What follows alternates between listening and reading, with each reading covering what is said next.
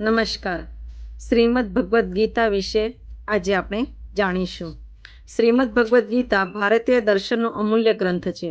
તે માત્ર ધાર્મિક ગ્રંથ નથી, પરંતુ માનવ જીવનમાં સર્વાંગી વિકાસના માટે માર્ગદર્શન આપતો, જીવનના પ્રત્યેક ક્ષેત્રમાં આધ્યાત્મિક, નૈતિક, માનસિક અને સામાજિક માટે સ્પષ્ટ દૃષ્ટિ આપે તેવું ગીતા છે.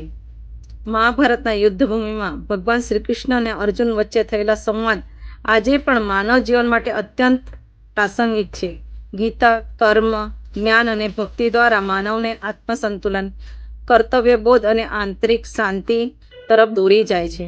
આધુનિક યુગમાં પણ જ્યાં માનવ ભૌતિક સુખની પાછળ દોટ મૂકે છે, ત્યારે આત્મસંતોષ અને સંયમ ગુમાવી રહ્યો છે, ત્યાં ગીતા જીવનને યોગ્ય દિશા આપે છે.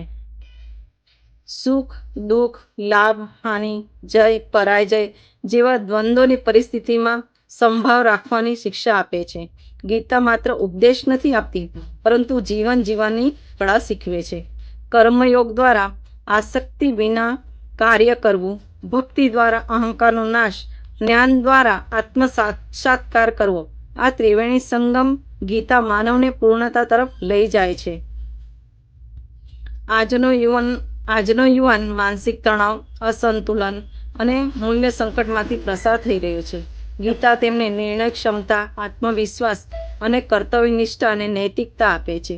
તેથી જીવન પ્રબંધનના એક અસરકારક પાઠ્યક્રમ તરીકે ગીતાનો અભ્યાસ અત્યંત ઉપયોગી છે.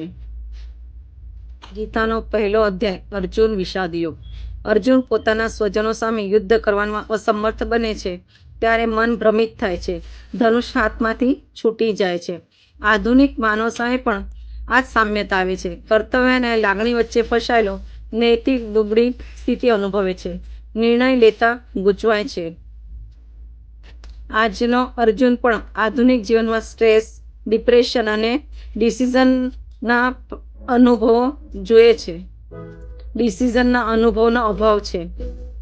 આધુનિક સમસ્યાઓનો સામનો કેવી રીતે કરવો તેનો ઉકેલ ગીતામાં છે.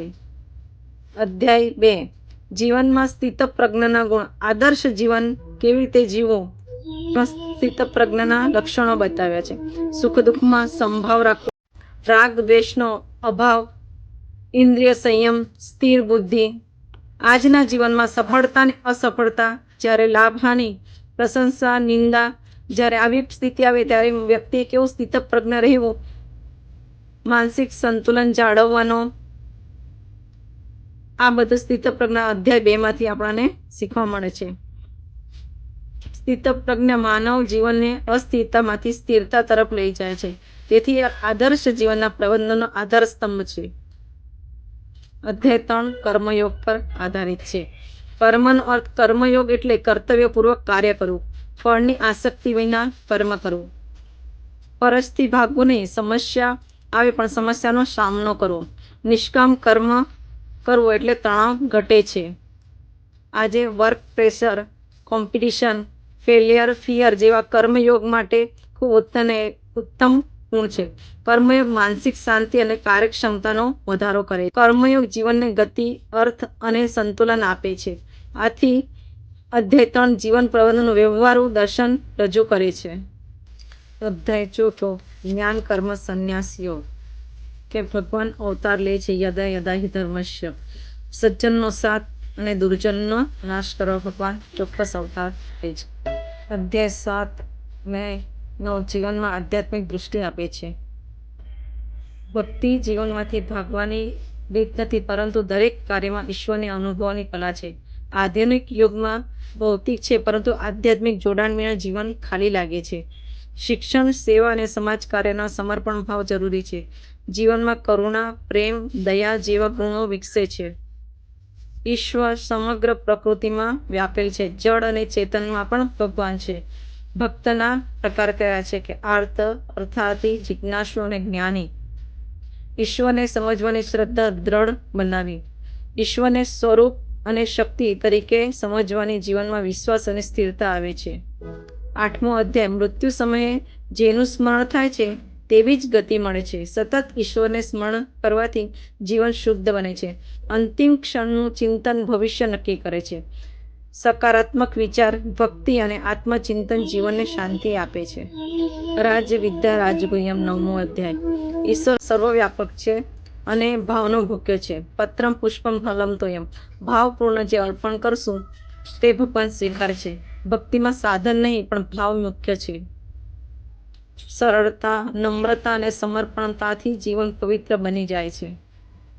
મૃત્યુના ભયથી મુક્તિથી જીવન સાર્થક બનાવવું. ભક્તિ કરવી પણ અંધશ્રદ્ધા નહીં, સમર્પણ ભાવથી. સમાજ સેવા પણ ભક્તિ છે. આધ્યાત્મિકતા માનસિક શાંતિ આપે છે. દરેક કાર્યને ઈશ્વરને અર્પણ કરવાની ભાવના બતાવે છે. ઈશ્વર સર્વવ્યાપક છે અને કરુણામય છે. તે સ્વરૂપનું વર્ણન 9મા અધ્યાયમાં છે.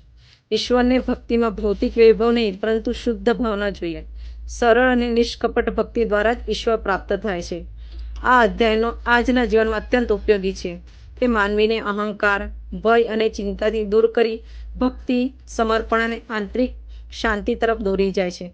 આધુનિક જીવનમાં તણાવ, અસુરક્ષા અને સ્પર્ધા વચ્ચે ગીતા આત્મિક સંતુલન આપે છે.